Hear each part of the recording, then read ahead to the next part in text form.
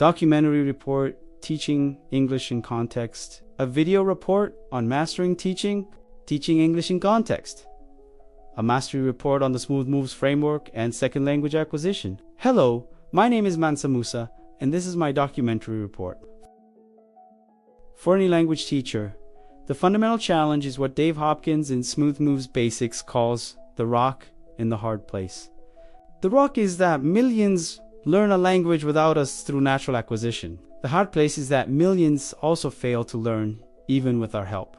Our job then is to deconstruct that natural process and rebuild it within the walls of a classroom. This is a report about that process. It's about how a practical framework, Smooth Moves, serves as the delivery system for the foundational theories of second language acquisition. The philosophy and the framework, it begins with a philosophical shift as shown in the introduction to Smooth Moves.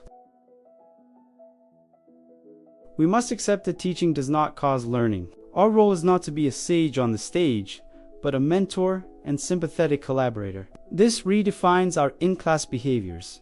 We are not lecturers. We are facilitators, observers, and choreographers. This leads us to the core methodology, choreographies and principles. The book Smooth Moves calls them basic dance steps. These choreographies are the practical application of the most important theory in our field, says Stephen Krashen's in Acquisition Learning Distinction. We must ask, is our class focused on learning the conscious memorization of rules or acquisition, the subconscious natural process that mirrors how we learned our first language? Steven Pinker argues in The Language Instinct, language is not a set of cultural rules, but an innate human ability. The Smooth Moves principles of making language practical, predictable, and personal are designed to create an acquisition-rich environment. This entire philosophy is mapped onto a single, brilliant structure. The basic paradigm. This paradigm is our lesson plan, our roadmap from ignorance to competence. It has 6 stages: warmers, context, core materials, controlled practice, vocabulary expansion, and communicative practice. The rest of this report will demonstrate how each stage is a deliberate, theory-driven action. Executing the paradigm, we begin with warmers. A warmer is not a throwaway game. It is a 5 to 10 minute activity using known language. Its purpose is pedagogical, to build rapport, activate students, and most importantly, to lower Krashen's affective filter. As the positive psychology resources show, anxiety and stress block acquisition. A successful warmer creates positive emotion, flooding the brain with dopamine and serotonin, which dial up the learning centers. We are quite literally preparing the brain to acquire knowledge. This statement is a synthesis of principles from several key areas of research. There isn't a single reference, but rather a convergence of evidence from neuroscience, educational psychology, and language acquisition theory. Next, the most critical, is context and contextualization. This is the heart of teaching in context. Context is what makes language comprehensible. This stage is the direct application of Krashen's input hypothesis I+1. For language to be acquired, the input must be understandable. How do we make it understandable? Through context. We use pictures, mime, and crucially, personalization and localization. Example, by using the students' own lives in a map of their town. The meaning of go to the bank or turn left at the 7-Eleven becomes instantly transparent. The context has provided the I what they know, so they are ready for the +1, the new language. Only now do we introduce the core materials. This is the target language, the I+1, often a short dialogue or reading. Because we've introduced the context, the core material is no longer a translation puzzle. It's a confirmation of what they already expect to hear. Immediately following the core, we move to controlled practice. This is the choreography in action. The goal is to move from teacher modeling TS to student SS practice as quickly as possible. We use structures like double lines or the horseshoe. This choreography is mastery in action. It maximizes student-to-student talk time, ensures students speak to multiple partners, and allows the teacher to step back and monitor. It is a fluency building exercise, not an accuracy test. Expanding the paradigm skills and frameworks. The paradigm is not just for speaking, it applies to all 4 skills. For reading, we reject the read and answer comprehension questions model. Instead, we use a process approach. We heavily emphasize pre-reading tasks to build context and set the task before they read. This aligns with learning teaching by Jim Scrivener, who emphasizes that the process of the task is where learning happens and not just in the final product. The same is true for writing. Smooth Moves presents writing as a thinking process. Instead of just assigning an essay, we guide students through collaborative brainstorming, organizing, and drafting. We make the product secondary to the process of communicating meaning. As the lesson progresses, we use vocabulary expansion. But again, it's not a list to be memorized. We use contextualized techniques like substitution slots, where new vocabulary is plugged directly into the core dialogue structure they just practiced. By understanding these components, we can use more advanced lesson frameworks, like the expanded lesson framework. These are simply more complex choreographies that integrate multiple skills, but they all follow the same basic underlying paradigm. The final stage of the paradigm is communicative practice. This is the payoff. Here, the focus shifts entirely from language form to message.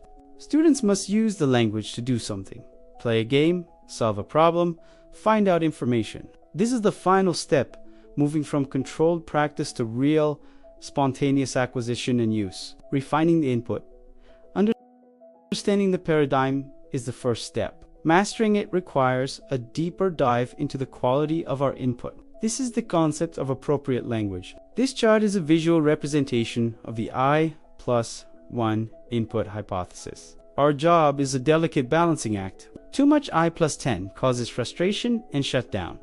Too little I+0 causes boredom. We must use shorter sentences, high-frequency words, and clear context to keep students in that perfect acquisition zone. We also refine the input using chants and songs. Why? Because written English is a poor representation of spoken English. Chants are a rhythmic expression that forces students to learn the music of the language, the rhythm, stress, and intonation that are critical for intelligibility. We can push this even further with theater techniques. By having students act out a chant or a role play, we are engaging in embodied cognition. This is a powerful positive psychology tool. It allows students to get out of their own skins, lowering inhibitions, and transferring the risk of speaking from themselves to an imaginary persona. The teacher as analyst. Now we address the most misunderstood topic: grammar and errors. The Smooth Moves approach is a radical synthesis of theory. It starts with Scrivener's maxim: error is a sign that learning is taking place. When we are noticing errors, we are not seeing failure. We are seeing evidence of the student experimenting and building their interlanguage, a partially formed intermediate grammar. This is why patience is the first rule of correction. Our correction must be acceptable, non-threatening, understandable, and doable. This links directly to Krashen's natural order hypothesis. A student may not be able to produce a third-person S, not because they weren't listening, but because their internal grammar hasn't reached that developmental stage. Correcting it is pointless and only raises the effective barrier. So what do? We don't drill rules. Drilling rules only feeds Krashen's monitor hypothesis, that editor in the brain that slows down speech and causes self-correction. Instead, our strategy is highlighting grammar. This is also known as consciousness raising. We design activities that help students notice the grammar and context without giving them misleading rules. We use remodeling, not correction. We provide scaffolding to help them co-construct the correct language, often through peer correction. The teacher as architect, management, and materials. This entire student-centered, communicative, and psychologically aware system requires a new approach to classroom management. Smooth Moves argues that management is 90% proactive. The best management is a well-planned lesson that meets the needs, interests, and pace of the students. When students are engaged in meaningful, contextualized tasks, problem management becomes rare. This links directly to the positive psychology principle of building rapport and creating a safe environment. Our role as architect extends to our materials. We must be masters of evaluating texts. We must analyze a textbook not for its pretty pictures, but for its adherence to our principles. Does it provide good context? Does it use grammar noticing, making students aware of grammar, form, and usage, without making threatening corrections, giving misleading rules, or taking the language out of context? Are the activities varied? Most importantly, we must be masters of adapting course books.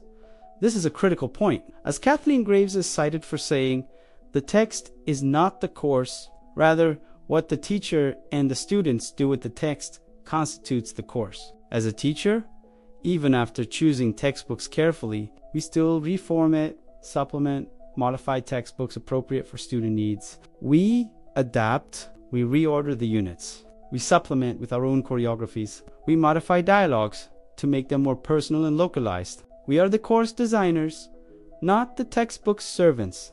The culmination. When we master all these elements, we can employ the most advanced form of teaching in context. Content-based instruction. Content-based instruction is the ultimate context. Here, we stop inventing contexts like at the market.